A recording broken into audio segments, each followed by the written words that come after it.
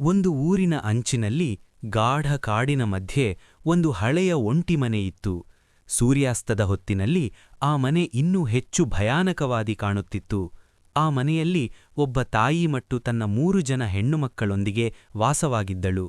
ಮನೆ ಊರಿನ ಅಂಚಿನಲ್ಲಿ ಕಾಡಿನ ಹತ್ತಿರದಲ್ಲೇ ಇದ್ದುದರಿಂದ ಸುತ್ತಮುತ್ತಲೂ ಮೌನ ಮತ್ತು ಭಯದ ವಾತಾವರಣ ಇರುತ್ತಿತ್ತು. ಒಂದು ದಿನ ತಾಯಿ ತನ್ನ 2 ಹೆಣ್ಣುಮಕ್ಕಳನ್ನು ಕರೆದುಕೊಂಡು ಕಟ್ಟಿಗೆ ತರಲು ಕಾಡಿಗೆ ಹೋದಳು. ನೀನು ಮನೆಯಲ್ಲಿ ಜಾಗ್ರತೆ ಎಂದು ತಾಯಿ ಹೇಳಿದಳು. ಮನೆಯೊಳಗೆ ಒಬ್ಬಳೇ ಮಗಳು ಉಳಿದಳು. ಮನೆಯೊಳಗೆ ಮೌನ ಆವರಿಸಿತು. ಹುಡುಗಿ ಒಬ್ಬಳೇ ನೆಲ ಒರೆಸುತ್ತಾ ಇದ್ದಳು. ಹೊರಗೆ ಗಾಳಿ ಬೀಸುತ್ತಿತ್ತು. ಕಿಟಕಿಗಳು ತಡತಡ ಎಂದು ನಡುಗುತ್ತಿದ್ದವು. ಅಷ್ಟರಲ್ಲಿ ಠಕ್ ಠಕ್ ಹಿಂಬಾಗಿಲಿನಿಂದ ಯಾರೋ ತಟ್ಟಿದಂತೆ ಶಬ್ದ ಕೇಳಿಸಿತು. ಹುಡುಗಿಯ ಕೈಯಿಂದ ಬಟ್ಟಲು ಕೆಳಗೆ ಬಿತ್ತು. ಧೈರ್ಯ ಮಾಡಿಕೊಂಡು ಅವಳು ಬಾಗಿಲು ತೆರೆದಳು. ಆದರೆ ಹೊರಗೆ ಯಾರೂ ಇರಲಿಲ್ಲ.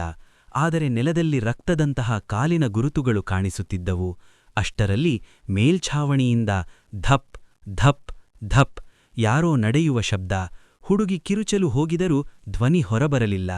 ದೀಪದ ಬೆಳಕಿನಲ್ಲಿ ಗೋಡೆಯ ಮೇಲೆ ಒಂದು ದೊಡ್ಡ ಮಾನವನಂತಿಲ್ಲದ ನೆರಳು ಕಾಣಿಸಿತು. ಅದಕ್ಕೆ ಕಣ್ಣುಗಳೇ ಇರಲಿಲ್ಲ. ಆದರೆ ಅದು ಹುಡುಗಿಯನ್ನು ನೋಡುತ್ತಿದ್ದಂತೆ ಅನುಭವವಾಯಿತು. ಹಠಾತ್ ಹೊರಗಿನಿಂದ ತಾಯಿಯ ಧ್ವನಿ ಕೇಳಿಸಿತು. ಆ ಕ್ಷಣದಲ್ಲೇ ನೆರಳು ಮಾಯವಾಯಿತು. ಬಾಗಿಲು ಜೋರಾಗಿ ಬಡಿದ ಮುಚ್ಚಿಕೊಂಡಿತು. ಮರುದಿನ ಊರಿನ ಹಿರಿಯರು ಹೇಳಿದರು, ಈ ಮನೆ ಕೆಳಗೆ ಹಿಂದೆ ಒಬ್ಬ ಸತ್ತ ಆತ್ಮ ಅಡಗಿದೆ. ಅದಕ್ಕೆ ಇಷ್ಟವಾಗುವುದು ಒಂಟಿ ಹುಡುಗಿಯರು. ಆ ಕುಟುಂಬ ಆ ಮನೆ ಬಿಟ್ಟು ಹೋಗಿತು.